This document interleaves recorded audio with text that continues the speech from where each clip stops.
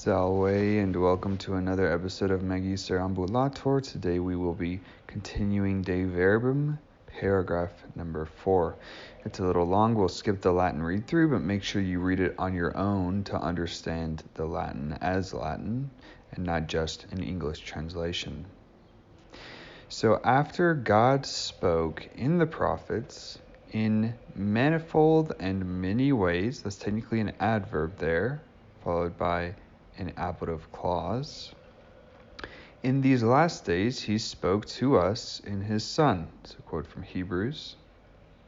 For he sent his own Son, namely the eternal Word, who enlightens all men, in order that he might dwell among men, and to them he might tell forth the intimate things of God. Therefore, Jesus Christ, the Word made flesh, sent as a man to men, speaks the words of God, and he finishes the saving work which the Father gave to him for doing.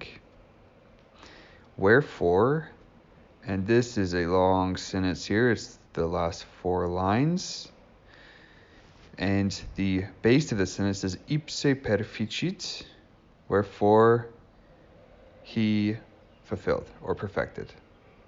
Okay. He who sees also the Father, by the presence and manifestation of his very self, by words and deeds, by signs and miracles, and especially by his death and glorious resurrection from the dead, with the Holy Spirit with the Spirit of truth at last being sent, perfected revelation by completing revelation, he completed it, and by confirming divine witness or testimony, namely that God is with us.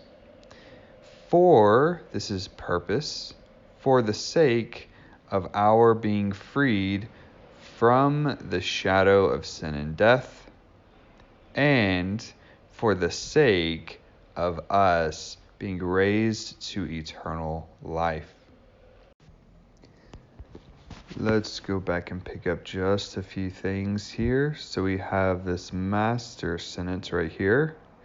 And this first part is just a little bit confusing. So wherefore he, ipse, and then ipse, Jesus, is the direct object in this next clause. So he whom, and then this new qui is introducing just anyone soever.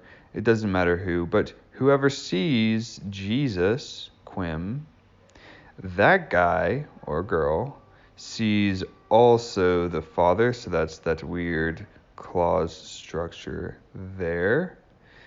And then we have this nice sandwich. So gloriosa resurrectione, glorious resurrection from the dead. And then as we note, you can have ad, and then you can have ad plus almost anything to indicate purpose. So God's presence with us is for the sake of freeing us.